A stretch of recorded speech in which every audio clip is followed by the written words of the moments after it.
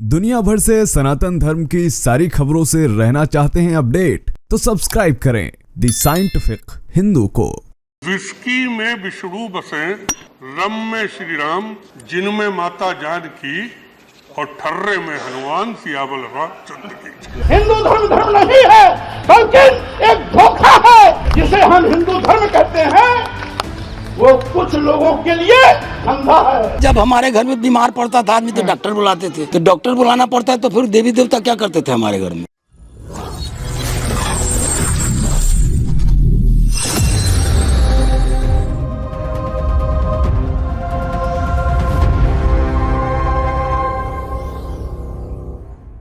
हिंदू सनातन धर्म को अपमानित करने के जितने कार्य भारत में बीते 10 सालों में किए गए हैं विरोधियों द्वारा, वो शायद अब तक इतिहास में कभी नहीं किए गए थे। विपक्ष अपनी नीचता पर इस कदर उतर आया है कि किस तरह के बयान वो दे रहे हैं इन पर सोचते भी नहीं। वो हिंदू धर्म का मजाक खुलकर उड़ा रहे हैं। एक तरफ वो हिंदू धर्म का अपमान कर रहे हैं, वहीं दूसरी तरफ खुद को हिंदू भी दिखा रहे हैं। उदाहरण के लिए अगर मैं आपसे कहूँ तो ये है सपा सुप्रीमो अखिलेश यादव। किस तरह यह मंदिर में घूम रहे हैं ये तो सभी को पता है, लेकिन इनकी पार्टी का दो मुहा चेहरा है। एक तरफ ये मंदिर घूम रहे हैं, वहीं दूसरी तरफ इनका इतिहास क्या रहा है उस पर ना भी जाएं। राम भक्तों पर गोलियां चलाने वाले कांड की बात ना भी करें तो अभी हाल में इन्हीं के पार्टी के एक सदस्य जिसका नाम स्वामी प्रसाद मौर्य है, वह खुलेआम रामायण जला रहा था। हिंदू धर्म कैसे? सच पूछिए तो ये फारसी शब्द है और फारसी में इसका अर्थ होता है चोर। मैं कह रहा हूँ उस समय वैदिक धर्म था, हिंदू धर्म नहीं था। हिंदू धर्म कोई है ही नहीं है। और हैरानी की बात यह है कि उस शख्स को जिसने रामायण जलाई है, ना तो उसको कोई दंड दिया गया और ना ही उसके पर इस अखिलेश यादव के किसी भी प्रकार के शब्द निकले। ये क्या है? ये नीचता नहीं है तो क्या है दोस्तों? इस तरह के काम तमाम किए गए हैं, न सिर्फ सपा द्वारा बल्कि कांग्रेस, दक्षिणपंथी पार्टियां, सेलिब्रिटी, सब के सब हिंदू धर्म को अपमानित करने में लगे हुए हैं। भूल गए हो तो स्टालिन का नाम भी आपको याद दिला दूं। स्टालिन ने क्या कहा था ये आप खुद सुन लीजिए। கொசு, டெங்கு காய்ச்சல், மலேரியா, கொரோனா இதையெல்லாம் நம்ம எதிர்க்க கூடாது, ஒழித்து கட்ட வேண்டும்। அப்படிதான் இந்த சனாதனம்। लेकिन ये मुद्दे चुनाव में क्यों नहीं है? सोचिए, अगर मोदी जी इस्लाम पर किसी भी तरह का बयान दे दें तो कैसा मुद्दा होगा। इस्लाम तो छोड़िए, अगर वो मुस्लिमों को भी कुछ कह देते हैं जो कि सच है तब भी उस पर डिबेट की जाती है। लेकिन सोचिए, सनातन धर्म पर इस कदर की बात की गई लेकिन वह मुद्दा मिसिंग है। न तो भाजपा ने उस पर बात की है, न विपक्ष उस पर करना चाहता है। और सबसे बड़ी बात यह है कि इन लोगों को यह रियलाइज जरूर रहता है कि ये क्या कर रहे हैं, लेकिन ये जानते हैं कि हिंदू कुछ नहीं करेंगे, हम कुछ भी कर सकते हैं, और वो करते आ रहे हैं। अब सोचिए, ये सत्ता में नहीं है तब ये कर रहे हैं, और अगर ये सत्ता में आ जाते हैं तब क्या करेंगे। एक और उदाहरण देता हूं दोस्तों आपको, अभी हाल का। किस तरीके से सारे मुस्लिमों को ओबीसी में भरकर उन्हें जमकर नौकरियां दी गई, जमकर सरकारी सुविधाएं दी गई, और जब कोर्ट ने ये कहा ये गलत है, हम इसे नहीं मानते, खारिज कर दिया, तो ममता बनर्जी कहती कि हम कोर्ट का फैसला ही नहीं मानेंगे। জাজমেন্ট নিয়ে বলা যায় বিজেপির রায় এটা আমরা মানবো না, ওবিসি রিজার্ভেশন চলছে চলবে। अंदाजा लगा सकते हैं दोस्तों आप कि किस कदर मुस्लिम तुष्टिकरण किया जा रहा है। खैर, इसी सब कड़ी में एक और सेल्फ रियलाइजेशन का केस सामने आया है, जहां पर एक पादरी साहब को सेल्फ रियलाइजेशन हुआ है और वो सनातन धर्म में फिर से वापस आ गए। क्या है ये पूरा मामला? चलिए जानते हैं। स्वागत है आपका द साइंटिफिक हिंदू पर। मेरा नाम है धीरेन्द्र।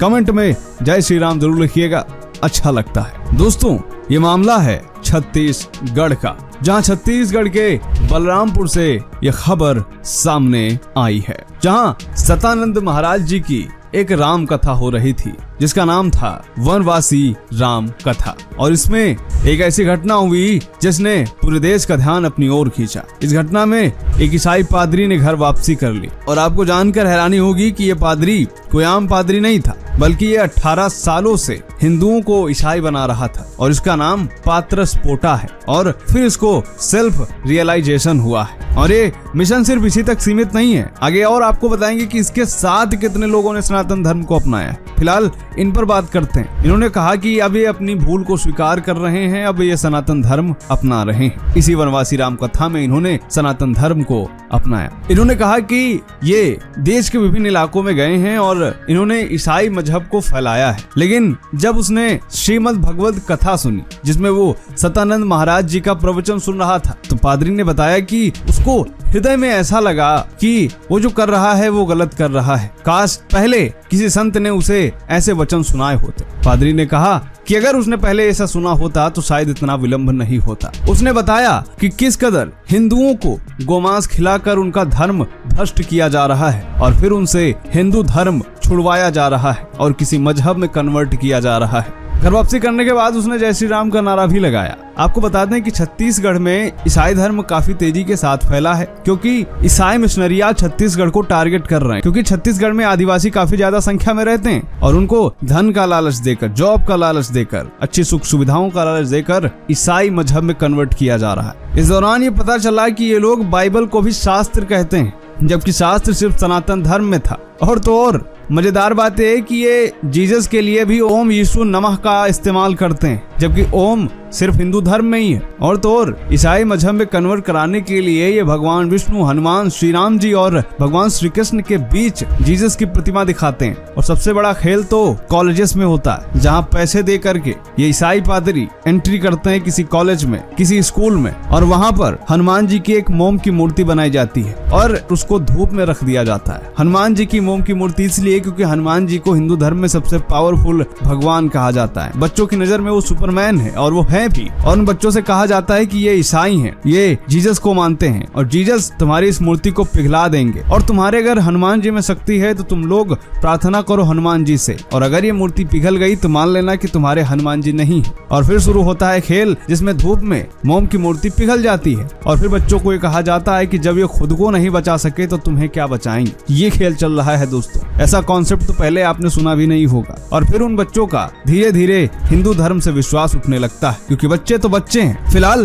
ये जो कार्यक्रम छत्तीसगढ़ में हुआ सतानंद महाराज जी की भागवत कथा में, इस पादरी ने तो हिंदू धर्म अपनाया ही, साथ ही 80 परिवारों के 200 लोगों ने भी सनातन धर्म में इसके साथ वापसी करी है। और गौ माता के पंचगव्य से इन सभी का शुद्धिकरण किया गया। इस दौरान एक व्यक्ति ने तुलसी की कंठी धारण की, मांस मदिरा का त्याग किया। उन्होंने कहा कि हमें धन देकर बहकाया जाता है, कहते कि तुम्हारे अंदर भूत है और उसको ठीक करने का लालच दे करके ईसाई मजहब में लाया जाता है। फिलहाल इस भगवत कथा में जनजातीय समाज का 50 लाख राम नाम जप भी चल रहा है और जिसमें 400 लोगों ने मांस मदिरा छोड़ने की शपथ ली है दोस्तों। और ये प्रोग्राम जहाँ हो रहा है यह एक नक्सल बेल्ट मानी जाती है। नक्सल बेल्ट यानी यहाँ पर काफी संख्या में नक्सली पाए जाते हैं। ये नक्सलियों का इलाका है और ये ईसाई ऐसी जगहों को टारगेट करते हैं क्योंकि ये लोग कटे होते हैं समाज से। इनको बहकाना आसान होता है। इनको सेवाएं दे करके, सरकार के खिलाफ भड़का कर, किसी दूसरे धर्म के खिलाफ ईर्षा पैदा करके ईसाई मजहब में कन्वर्ट किया जाता है। इतिहास गवाह रहा है कि ईसाइयों ने सबसे पहले उन्हीं लोगों को टारगेट करा है जो समाज से कटे हुए होते हैं। कई द्वीपों पर तो ईसाई सिर्फ इसलिए चले गए जहां पूरी तरह से आदिवासी रहते थे जो